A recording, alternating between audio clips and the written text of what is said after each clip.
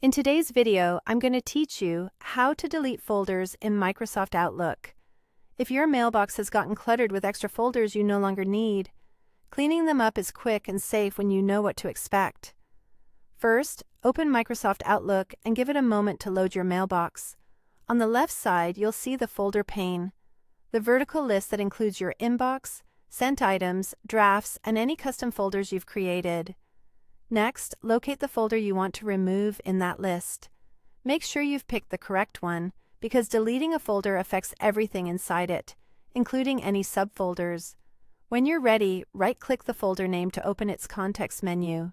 If you're on a trackpad without a dedicated right-click, a two-finger click, or a control click usually brings up the same menu. Before you delete, keep in mind that Outlook won't let you remove default folders like Inbox, Sent Items, or Drafts. These are core parts of your mailbox. If you try to act on them, the delete option will be unavailable. That's normal. You can only delete folders you created or folders that aren't part of Outlook's built-in system.